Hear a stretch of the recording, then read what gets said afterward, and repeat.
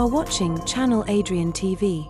Yo, YouTube, Rumble, Facebook, welcome back to another reaction video. And for this reaction video, it deals with Nigo, the creator of A Bathing Ape clothing line, if you can remember. This is a video from Chase. I reviewed videos from him before. He talks about sneakers, fashion, and since y'all know I do sneaker reviews, I thought this would be a good video to tie in because I talk about how reps are so good. They looked exactly the same. Some people do say it really does come from the same warehouses. Now, with Nigo, he did something interesting with Bathing Ape when it comes to fakes. Supposedly, he would sell real authentic Bapes and then he would sell fake Bapes as well. So he was making twice the money. So let's watch this video. I haven't really dived into this story yet because I wanted to watch this video firsthand and give you my authentic reaction. Let's watch the video. So Bape is known as one of the biggest names in all of streetwear. And in the early 2000s, this Japanese brand pretty much took over the entire world. And this camo design was seen on just about every rapper in the 2010s. I mean, from Soulja Boy making a song about it, to Kanye West even modeling for the brand. And just about every celebrity was wearing this. Yeah, and then if you remember Wayne with the purple Bape hoodie,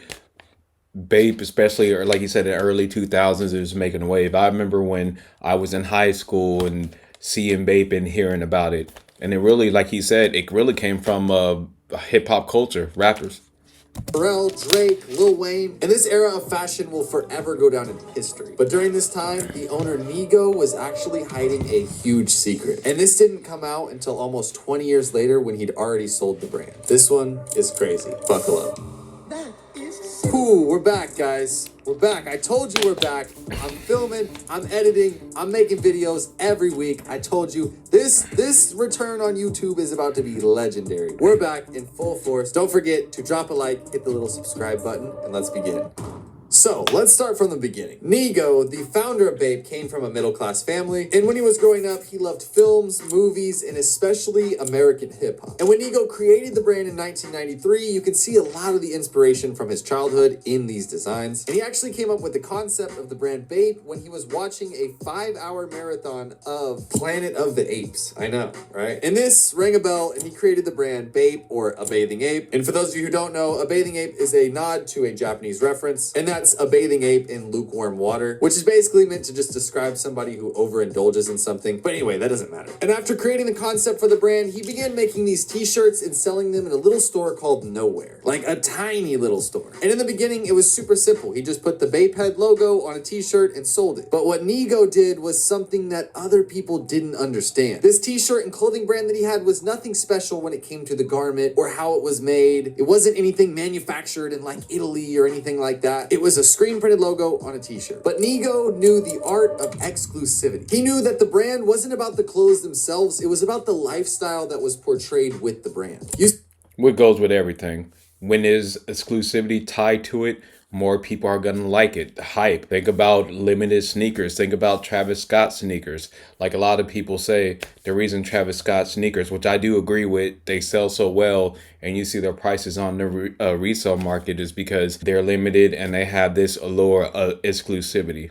See, only select people wore this brand and it was known to be exclusive. It sold out everywhere. So if you were able to get your hands on it and purchase it, then you were lucky. It was always about the image and the status of owning this versus the actual product itself. And you see, Supreme did the same thing. Back in the day, they were selling a Supreme t-shirt with the box logo on it and it resold for $1,000, but they only made a very limited amount of these t-shirts and then they sold out and you had to buy them on the resale market. So Supreme itself wasn't selling it for $1,000. It was about the demand. You have millions of people that want it and you only drop just a little bit. And Nigo did just that. He only sold 50 t-shirts a week. He didn't get too greedy like other clothing brands did where they overproduced it. Normally you'd think if your brand is selling out, you need to make more and make more. But Nigo stayed true to only doing 50 a week and only being able to buy his clothing in a specific store that he owned. This is what made Bape different from any other brand.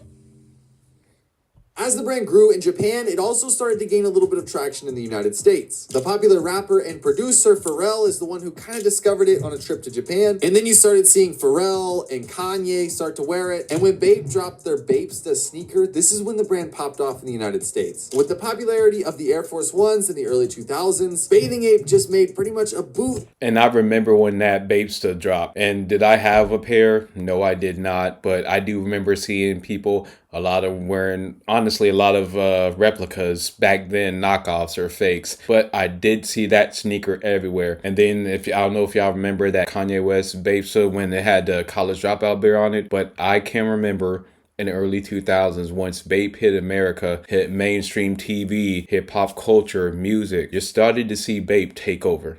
Leg of this iconic Nike Air Force One. And this actually got Nike's attention, and they were planning on suing the brand, but they made a deal with the owner of Bathing Ape, Nigo, that if he sold these exclusively in Asia and Japan, that they wouldn't sue him. So Nigo and the brand Bape agreed, and they... Oh, I didn't know that. I knew Nike was thinking about suing them, but I didn't know why they didn't. So, okay, so they made a deal that he had to keep it selling overseas. Now, I'm pretty sure since Nike did that, they probably got some type of profit with that, because it did kind of take the Air Force One silhouette and just put the Bapester star on it. Didn't sell too much in the United States. They sold the majority of their Bapesta sneakers in Asia and Japan. But the brand was already so hot in the United States, what did people buy? The Bathing Ape clothing, specifically the shark hoodies and the camo zip-ups. Celebrities were losing their mind trying to get their hands on this Bape clothing, because it was pretty much the only thing that you could get in the United States. But remember, Nigo, the owner, only made very, very few of these when he dropped them, so that they always sold out in seconds, and that you couldn't just buy these on the website, which means you would have to buy them off a reseller for $1,000 instead of buying them on the Bape website for like $200. But you see, the owner Nigo wasn't making money on the resell side. Now, I don't know how many that he actually made, but he earlier referenced that he only did 50 t-shirts, right? So, for example, if he sold 1,000 of these on his website for $200, he only gets to get that profit. The people that buy them for $200 and sell them for $1,000, he doesn't see that money in the resell. Like, he doesn't make commission off the resell. So what started happening was people would get on the website during the drop and buy as many as they can, and then resell them because they went for more money, which drive the brand to be more popular, but not everybody wanted to pay that $1,000 price tag. So what do people do when something's popular? They buy the bootleg, the counterfeit. Yep. And with the brand being very, very exclusive, the counterfeit side could make way more than the original owner Nigo. Because even if you sell the counterfeit ones for $50, they're probably selling thousands of this clothing versus the owner Nigo, who's only selling a couple hundred of them. And Nigo, the owner of the brand, made poor choices financially. It was reported that he was over $50 million in debt. The brand was fearing bankruptcy, and apparently he made poor investments by opening too many stores too quickly. And this also included a hair salon and a Bape cafe. So what did the owner do? Instead of dropping more products, he wanted to keep that scarcity. Nigo actually bought fake factories and made fake Bape hoodies to sell in the United States.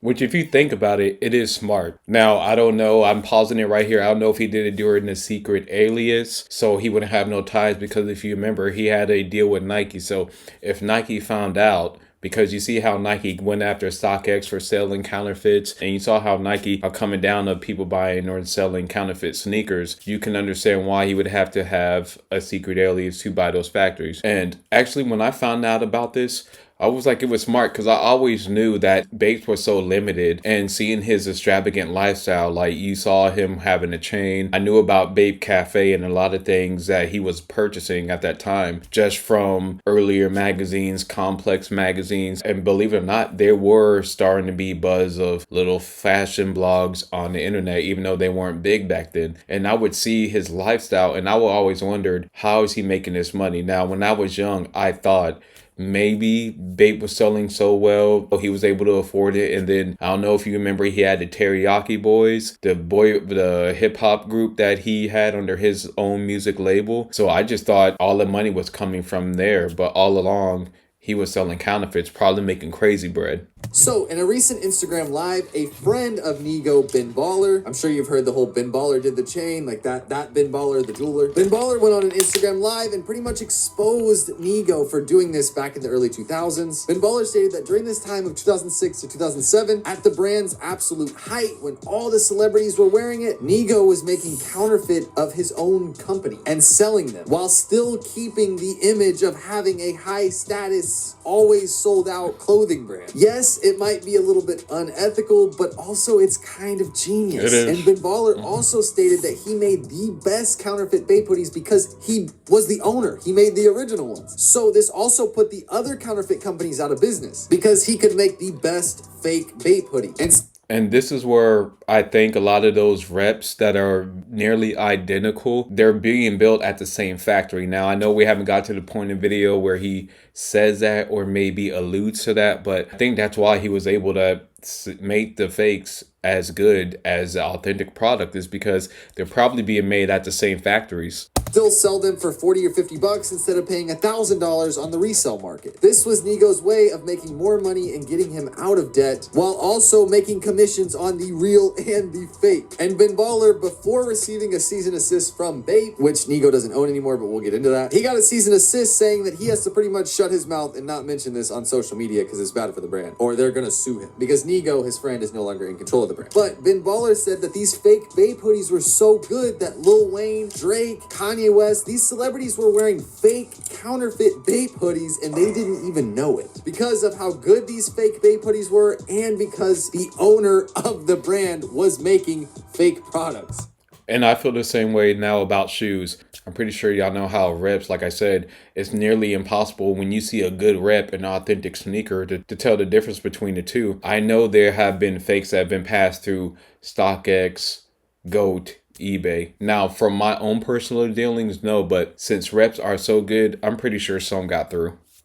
This is mind-blowing. And Ben Baller stated that this helped Nigo make an additional $300 million off the brand. Now, this helped Nigo stay afloat for a little bit, but after a few years, due to his poor financial decisions, the brand was set to pretty much go bankrupt. He pretty much just expanded way too fast and didn't have enough money to provide for this expansion, which is crazy because he was known for scarcity and like very limited products. And then he expanded too quickly and did something that he wasn't really familiar with, and then the whole brand went under. And on February 7th, 2011, Nigo sold the brand for just $2.8 million, which is peanuts. Yeah. Which is literally like peanuts compared to what he was making. $300 million off just the counterfeit alone, let alone the hundreds of millions of dollars he made from the real product. And after this, everybody knows what Bape is now. They went on to collab with a bunch of brands like Adidas, like I think they did the NFL, and a whole bunch of brands. Pretty much Bape now is not owned by Nigo, so it's just kind of like a big corporate brand now. It's not really something that's like a staple in the culture. And of course, after Nigo sold the brand, a lot of the popular rappers like Pharrell, Kanye, Lil Wayne, all these people don't really wear the brand anymore because it's no longer associated with Nigo, and they were friends with Nigo, so it was like they don't really have a reason to wear it anymore and popularize it because it's like corporately owned now. Now, I'm not saying that the brand is dead by any means. Everybody knows Bape. I don't think it will ever die. This is a fashion staple. Like in the history of streetwear, this is like one of the biggest brands that will go down in history. Like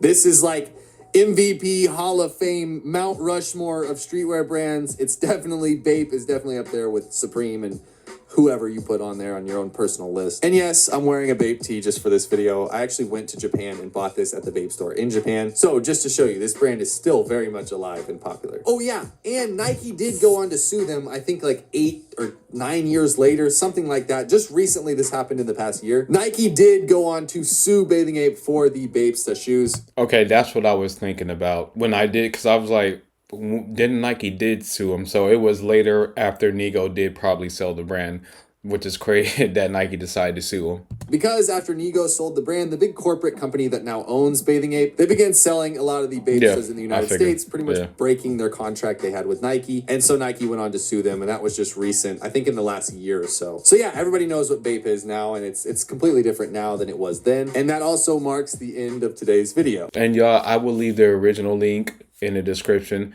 And it's dope when you think about history, especially when it comes from streetwear and fashion, because like I said, I can remember in school, in the hallways, people talking about the hoodie Lil Wayne had on and understanding the cultural impact a Bathing Ape had in America, even though it was overseas. But y'all, let me know what you think about this video.